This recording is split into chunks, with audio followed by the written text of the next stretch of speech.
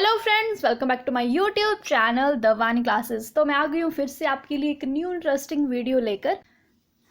पहले तो मैं ये क्लियर कर दूं कि ये कोई रूल नहीं है कि आपको इस ही तरह से लिखना है। ये मैं अपने एक्सपीरियंस के हिसाब से आपको बता रही हूँ कि आपको इस तरह से पेपर अटैम्प्ट करना चाहिए कि जिससे आपको मार्क्स भी अच्छे मिलेंगे और आपका टाइम भी सेव होगा। ठीक है, क्योंकि हमारे माइंड में बहुत क्वेश्चंस होते हैं जब हम पहली बार एग्ज़ाम देने बैठते हैं कि टाइम मैनेजमेंट कैसे होगा, हमें कितनी शीट्स लिखनी है एक क्वेश्चन के लिए।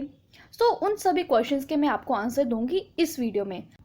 मैं ट्राई करूंगी कि आपकी सभी क्वेरीज को सॉल्व करूं, बट फिर भी आपके माइंड में कोई क्वेश्चन है तो आप मुझे यहाँ पर कमेंट कर सकते हो। अगर यहाँ पर नहीं तो आप मुझे इंस्टाग्राम में भी डीएम कर सकते हो, मैं आपको रिप्लाई जरूर करूंगी। चलिए शुरू करते हैं ये वीडियो।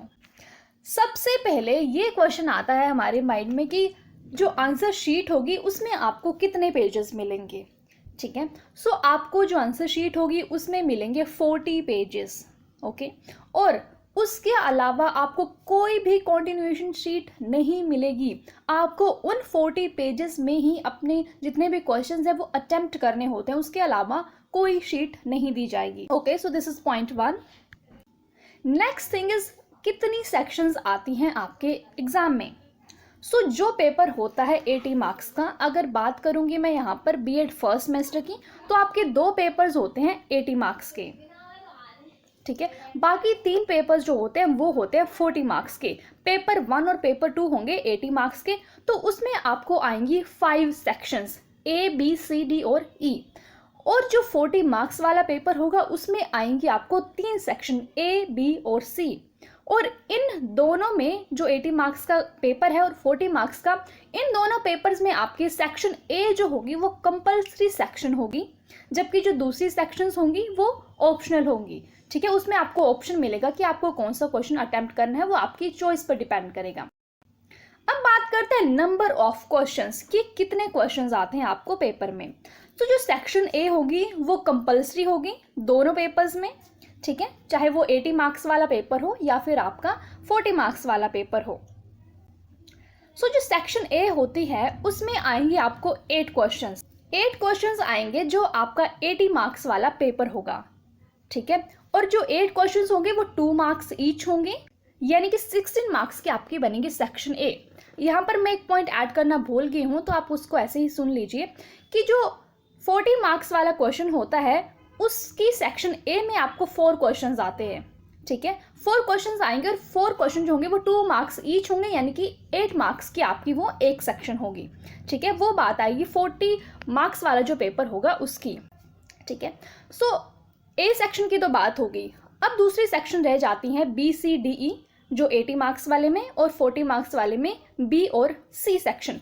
ये सेक्शन जो होती हैं वो ऑप्शनल होती है। इन सभी सेक्शंस में आपको 2 क्वेश्चन दिए गए होंगे और उन दोनों क्वेश्चन से आपको एक क्वेश्चन अटेम्प्ट करना होगा और उस एक क्वेश्चन के मार्क्स होंगे 16 मार्क्स का, वो आपका क्वेश्चन होगा।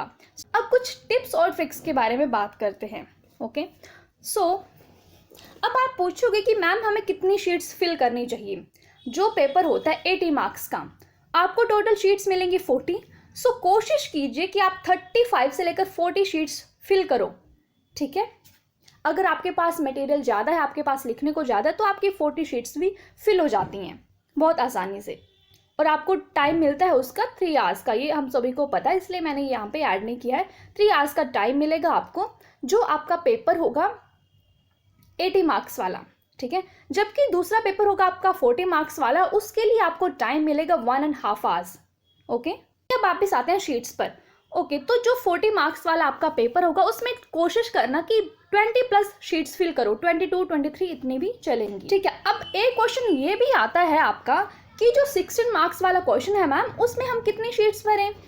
तो जो 16 मार्क्स वाला क्वेश्चन है उसमें कोशिश कीजिए कि आप 7 से 8 शीट्स फिल करें। ठीक है, और जो क्वेश्चन आता है 2 मार्क्स का, उसमें आप एक भी शीट फिल करोगे इनफ है वो उसके लिए। ठीक है, एक शीट आपको फिल करनी है 2 मार्क्स की नहीं, और जबकि जो 16 मार्क्स वाला क्वेश्चन है उसके लिए आपको देनी है 7 to 8 शीट्स। नेक्स्ट पॉइंट है कि जो आपने हेडिंग्स लिखने हैं। ठीक है, आप कोई भी क्वेश्चन अटेम्प्ट कर रहे हो उसकी आपको हेडिंग्स लिखनी है, और ये भी मेन पॉइंट है कि हर क्वेश्चन में जो 16 मार्क्स वाला क्वेश्चन है उसमें आपको सबसे पहले उसकी इंट्रोडक्शन लिखनी है, ठीक है, बीच में जो भी आपका टॉपिक है वो, और एंड में आपको कंक्लूजन भी देना है, ठीक है। तो this is the main point also, जो मैंने यहाँ पर नहीं लिखा है बट मैंने अभी आपको बता दिया। ओके, सो हेडिंग्स लिखने आपको बोल्ड लेटर में, और इम्पोर्टेंट थिंग कि आपको हाईलाइट करना है। अगर आपको हाईलाइट करने का इतना टाइम नहीं है तो आपको अंडरलाइन करना है जो डेफिनेशंस हैं और जो इम्पोर्टेंट पॉइंट्स हैं आपके पूरे पैराग्राफ में। सो ये करना बिल्कुल भी नहीं भूलना। सो ये आप जब लिख रहे हो तब भी कर सकते हो साथ साथ में, या फिर अगर आपके पास एंड में टाइम मिलता है तो आप एंड में पूरे पेपर में जो इंपॉर्टेंट पॉइंट्स हैं वो हाईलाइट कर सकते हो। बट मैं आपको सजेशन दूंगी कि जब आप उस क्वेश्चन को लिख रहे हो तभी आप साथ साथ में अंडरलाइन करते जाओ जो मेन पॉइंट्स हैं उनको। Next point is elaborate every point. जो आप पॉइंट लिखोगे, ठीक है, जब हम फ्लो चार्ट बनाएंगे, जो भी आप पॉइंट लिखोगे हर पॉइंट को आपको इलेबोरेट करना है 2 या 3 लाइन्स में मिनिमम, ठीक है। सो जितना आप इलेबोरेट करोगे, क्योंकि जो बीएड है उसमें इलेबोरेशन के ही मार्क्स है, जितना आप लिखोगे उतने ही आपको मार्क्स मिलेंगे। Next point is try to draw flow chart in every question of 16 marks. कोशिश करो कि आप इस तरह के फ्लो चार्ट बनाओ। यहाँ पर मैंने 2 फ्लो चार्ट ऐड किए हैं, इस तरह के फ्लो चार्ट या फिर जैसा भी आपको अच्छा लगे, क्योंकि मैंने अपनी वीडियोस में भी आपको फ्लो चार्ट दिखाए हैं जो मैंने बनाए थे, तब मैं साथ में बोलती थी कि आपको फ्लो चार्ट बनाने ही है, क्योंकि जितने आप फ्लो चार्ट बनाओगे उतना अटेंशन जाएगा जो आपके एग्जाम्स को चेक करेंगे टीचर्स उनका। तो कोशिश कीजिए 1 या 2 फ्लो चार्ट आप जरूर बनाएं जो 16 मार्क्स का क्वेश्चन है उसमें। अब एंड में बात आती है जो सबसे इंपॉर्टेंट थिंग है। अब बच्चे बोलते हैं कि मैम टाइम मैनेज नहीं होता है, क्योंकि हमें जो 80 मार्क्स का पेपर है उसमें 4 क्वेश्चन करने हैं 16 मार्क्स के, और साथ में शॉर्ट आंसर क्वेश्चन भी करने हैं 8, तो टाइम मैनेज कैसे होगा। और जबकि जो दूसरा पेपर है 40 मार्क्स का, उसमें तो 2 क्वेश्चन करने हैं 16 मार्क्स के और 4 करने हैं 8 मार्क्स के, ठीक है। सो टाइम मैनेजमेंट कैसे हो सकता है, मैं अपने एक्सपीरियंस के हिसाब से बता रही हूँ, ठीक है। आपको जैसे ठीक लगता है आप वैसे करना। तो अकॉर्डिंग टू मी कि आपको सबसे पहले उन क्वेश्चन से शुरू करना है जो लॉन्ग आंसर क्वेश्चन हैं, ठीक है, क्योंकि आपको सबसे पहले पता है मैंने ये लॉन्ग करना है, मुझे इतने पेजेस फिल करने हैं, ठीक है। तो लॉन्ग आंसर क्वेश्चन आपके स्टार्ट होंगे सेक्शन बी से। आपको शुरू करना है सेक्शन बी, सी, डी, ई, इस तरह से आप कोई भी चूज कर सकते हो पहले, पर आपको फोकस करना है कि जो लॉन्ग आंसर क्वेश्चंस हैं वो पहले लिखने हैं। और अब आपको टाइम कितना देना है, ठीक है। जो आपका 80 मार्क्स का क्वेश्चन है उसमें आपकी जो 4 सेक्शंस होती हैं वो ऑप्शनल होती हैं, ठीक है। जो ऑप्शन सेक्शन होंगी उसमें आपको 2 क्वेश्चन में से 1 अटेम्प्ट करना होगा। सो उस एक क्वेश्चन को करने के लिए आपको टाइम देना है 30 मिनट का, ठीक है। तो जैसे आप 30 मिनट दोगे इन 4 क्वेश्चन को करने के लिए, तो आपका टाइम यूटिलाइज हो जाएगा वहां पर 2 आवर्स का, और बच गया आपके पास 1 आवर। सो उस 1 आवर को आपको देना है सेक्शन ए को, जिसमें आपने 8 क्वेश्चंस अटेम्प्ट करने हैं, ठीक है। थोड़ा आगे पीछे भी हो सकता है 2-4 मिनट का, सो वहां पर वो टाइम मैनेज हो सकता है, बट आपने टारगेट रखना है कि आपने आधे घंटे में ये जो बड़े क्वेश्चन है 16 मार्क्स का एक क्वेश्चन वो करना है, और सेक्शन ए के लिए आपने देना है 1 आवर इन जो 80 मार्क्स वाला पेपर है उसमें।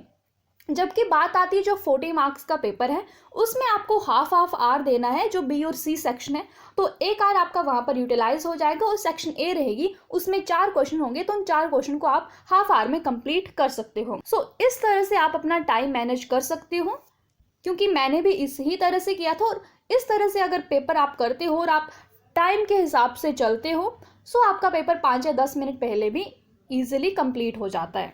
सो फ्रेंड्स, ये थे कुछ टिप्स, आप फॉलो करके देखना अपने एग्जाम में, क्योंकि कल आपका एग्जाम है, तो प्लीज़ फॉलो करके देखना। और अगर आपको कुछ बेनिफिट होता है तो मुझे भी बताना कमेंट करके कि मैम इससे हमें फ़ायदा हुआ, ठीक है। और अगर आपकी अब भी कोई क्वेरी है तो आप मुझे इंस्टाग्राम में DM कर दीजिए, मैं आपका रिप्लाई जरूर करूँगी।